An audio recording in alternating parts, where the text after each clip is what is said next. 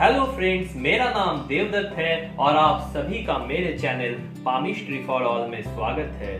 दोस्तों, आज के इस वीडियो में मैं आपको विवाह रेखा से जुड़े कुछ महत्वपूर्ण संकेतों के बारे में बताने वाला हूं। लेकिन उससे पहले अगर आपने अभी तक चैनल को सब्सक्राइब नहीं करा है तो इसे प्लीज सब्सक्राइब कर लीजिए, और अगर ये वीडियो अच्छा लगे तो इस वीडियो को अंत में लाइक भी जरूर कीजिए। दोस्तों, बेल नोटिफिकेशन को ऑन जरूर कर लीजिए, इससे मेरे द्वारा डाले गए सारे वीडियोस आपको तुरंत मिल जाएगी।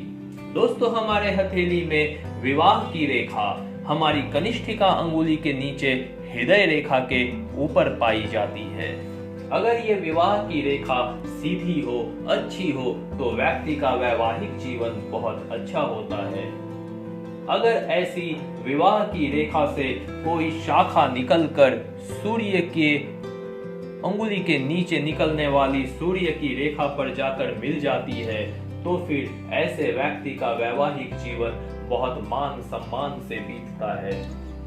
लेकिन अगर यही रेखा इस सूर्य की रेखा को काट कर आगे निकल जाए या इसमें जाले का निशान बनाती हो तो फिर ऐसे व्यक्ति का बेमेल विवाह होने की पूरी संभावना होती है। इंटरकास्ट मैरिज होने के बाद ऐसे व्यक्ति की मान सम्मान में बहुत हानि होती है।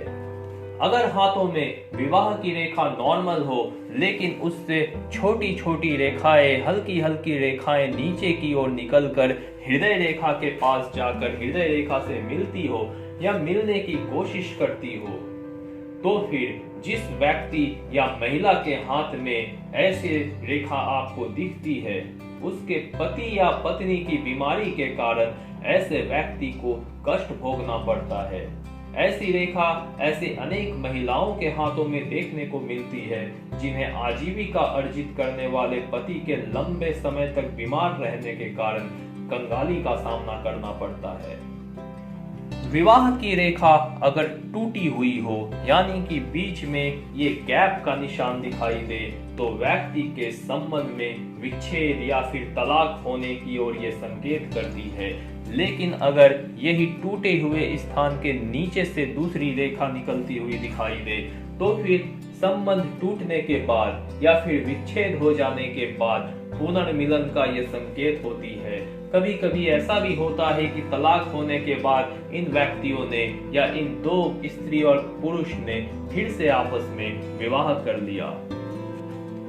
अगर कोई रेखा शुक्र पर्वत से निकलकर जीवन रेखा, भाग्य रेखा और विवाह रेखा को काटते हुए आगे निकल जाती है तो फिर निकट संबंधियों के हस्तक्षेप के कारण विवाह के संबंध में अनेक बाधाएं पैदा होती है, जिसके कारण ऐसा व्यक्ति हमेशा दुखी रहता है। अगर ऐसे स्थान पर जीवन रेखा से कोई शाखा ऊपर की ओर निकलती है जिसे सफलता की रेखा कहते हैं, और इस सफलता की रेखा को काटते हुए शुक्र पर्वत से कोई रेखा निकलकर जीवन रेखा, इस सफलता की रेखा, भाग्य रेखा को काटते हुए विवाह की रेखा को काट दे तो ऐसी रेखा होने से ऐसे व्यक्ति को कानूनी रूप से तलाक का सामना करना पड़ता है। ऐसे व्यक्ति का वैवाहिक जीवन तलाक के कारण समाप्त हो जाता है। अगर विवाह की रेखा नॉर्मल हो, सीधी हो, लेकिन कनिष्ठिका अंगुली के ऊपर से कोई रेखा काटते हुए विवाह रेखा को नीचे की ओर आ जाती है तो ऐसे व्यक्ति के विवाह का विरोध होता है और ऐसे व्यक्ति को छुपकर विवाह करना पड़ता है।